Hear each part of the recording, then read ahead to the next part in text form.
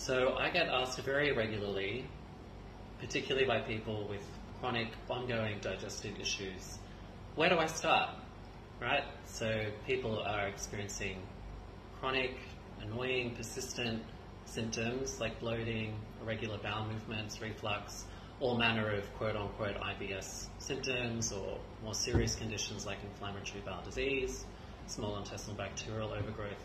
Where do I start? Because people understandably become quite overwhelmed. What do I do with my diet and testing and supplements and all these things?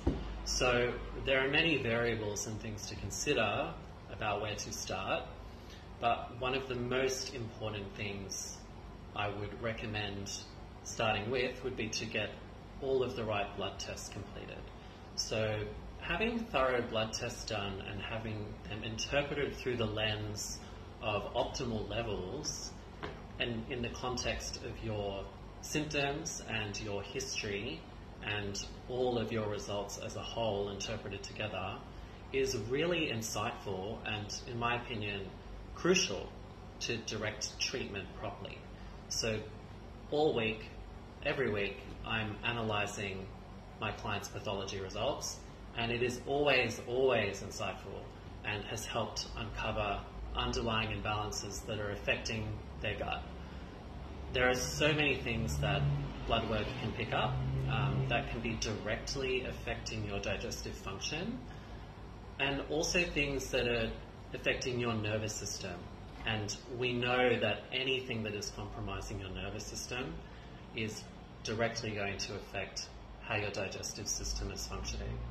So we can get insights into all manner of things, whether it's nutrient deficiencies, so by testing for B12 and active B12 levels, vitamin D levels, an iron studies panel, zinc and copper profile testing, liver function tests, including something called bilirubin, which can pick up something called Gilbert syndrome, which is a genetic condition that manifests as all manner of IBS symptoms.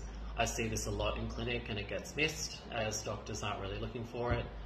We can look at your thyroid function, including something called thyroid antibodies, which can pick up the beginnings of immune dysfunction that is typically developing in relation to gut microbiome, dysbiosis and leaky gut.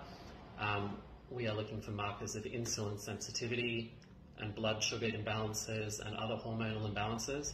And there's many more markers, but I'm yet to work with anyone in my clinic with gut issues who did not have some sort of imbalance picked up on blood testing, which when corrected by appropriate supplements and dietary and lifestyle support or herbal medicine was a really important underlying factor that needed addressing to get them back to balance and their digestion improved.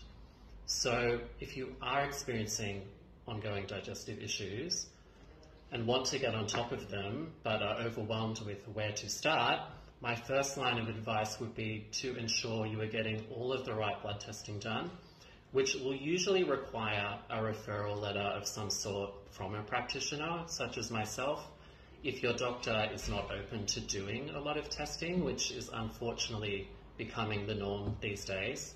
And some tests we may end up having to order privately, but trust me, it's a really good investment because you are taking out the guesswork about what's going on for you, and you can get some very clear direction about how to take control of your health.